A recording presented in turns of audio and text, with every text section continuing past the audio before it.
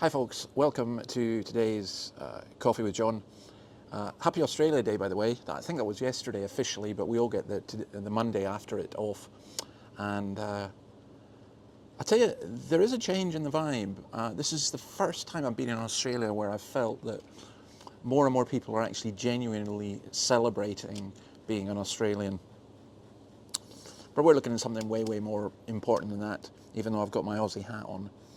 We're at 1 John chapter 4.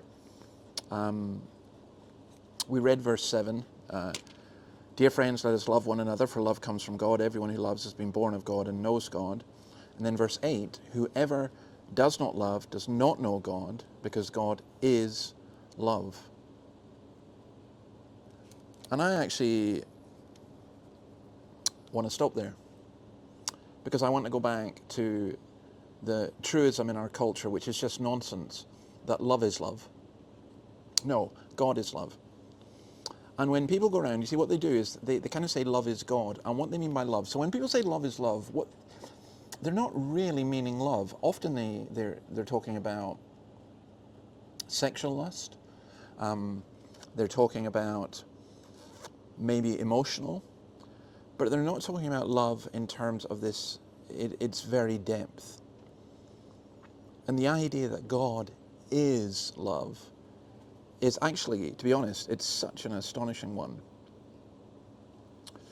And what John is telling us is if we do not love people, and he's talking about basically loving our fellow Christians at this point, but if we do not love people, then we can't really profess to know God, because God is love. I mean, that is an extraordinary thing.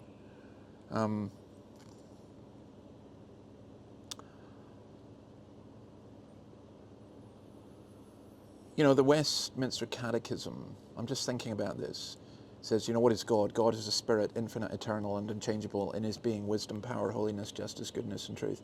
It's always puzzled me why they didn't put love in that.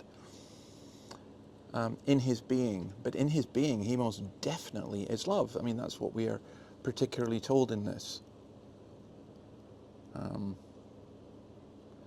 Sometimes people will use this phrase, they'll talk about the heart of God. And again, we use that so tritely, we use the word love so tritely.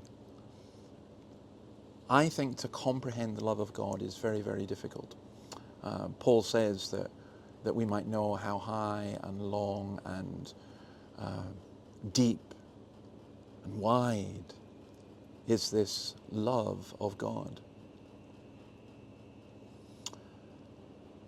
And I come back to how the word love has been so demeaned and misused.